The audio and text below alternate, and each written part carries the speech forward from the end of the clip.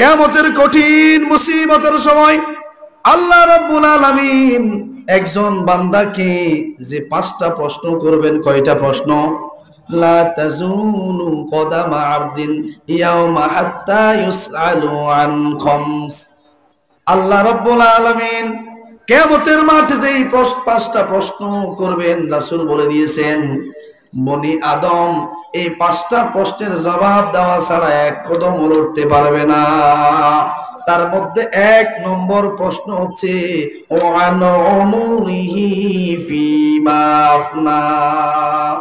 বান্দা, তুমি তোমার যৌবন কালটা কোন কাজে লাগিয়েছো?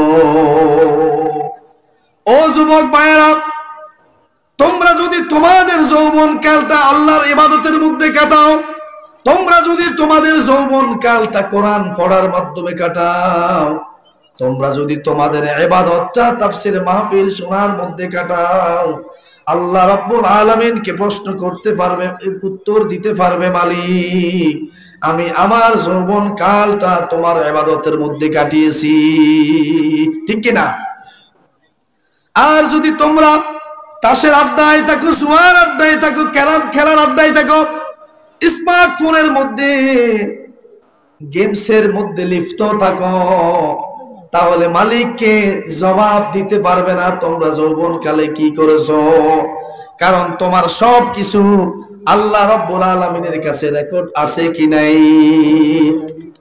যত ইবাদত করবেন, যত কিছু করবেন, সব আমলনামা লেখা হচ্ছে কিনা। কিরামান কাতিবিন, 2 জন সম্মানিত লেখক আপনার নেক এবং বদ দুটোই কিন্তু লিপিবদ্ধ করছে কি করে নাই। অতএব কিয়ামতের মাঠে আপনি আমি আল্লাহর কাছে মিথ্যা বলার কোনো সুযোগ থাকবে। এই জন্য আল্লাহ বলেন বান্দা আন উমরিহি ফিমা আফনা, বান্দা তোমার যৌবন কালটা তুমি কোন কাজে লাগিয়েছো। যদি আপনি আল্লাহর ইবাদতের মধ্যে কাটান, তাহলে তো আল্লাহকে বলতে পারবেন মালিক আমি তো দুনিয়াতে হায়াত আমাকে যতটুকু দিয়েছো আল্লাহ আমি তোমার ইবাদতের মধ্যে কাটাইছি।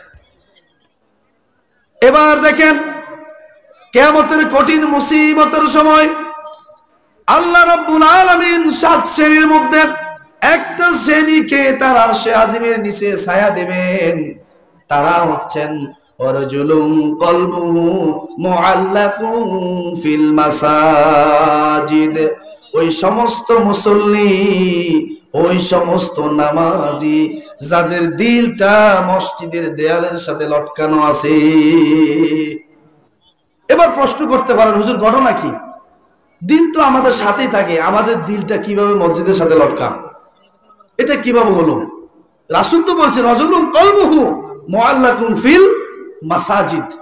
ওই সমস্ত লোক, ওই সমস্ত নামাজি যাদের দিলটা মসজিদের সাথে লটকানো থাকবে, কিয়ামতের মুসিবতের সময় কোন ছায়া যখন থাকবে না, তখন আল্লাহ পাক এই সমস্ত লোকদেরকে ডেকে ডেকে তার আরশে আজিমের নিচে ছায়া দেবে। এবার মসজিদের দিল লটকানো কি ব্যাখ্যা একটু বুঝেন, যেটা আমার কাছে আছে জানা। একজন মুমিন বান্দা যখন ফজরের নামাজ পড়ে চলে আসবে, সে তার কাজে চলে যাবে, চাকরিতে চলে যাবে, ব্যবসায় চলে যাবে, তার কান খাড়া থাকবে যে কখন জোহরের আজান দেয়, কি ঠিক কিনা? কখন জোহরের আজান দিবে আর কখন আমি আমার মালিককে সিজদা দেব।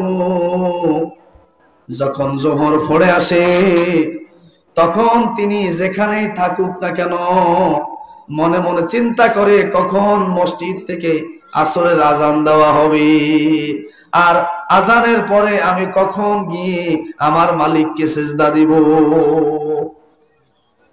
এবার আসর পড়ার পরে যেই কাজে সেই যাক না কেন, তার টার্গেট থাকবে কখন মসজিদ থেকে মাগরিবের আজান দেবে। আজান দেওয়ার পরে কখন আমি মসজিদে গিয়ে আমার মালিকের কুদরতি কদম মোবারকে সিজদায় লুটিয়ে পড়ব।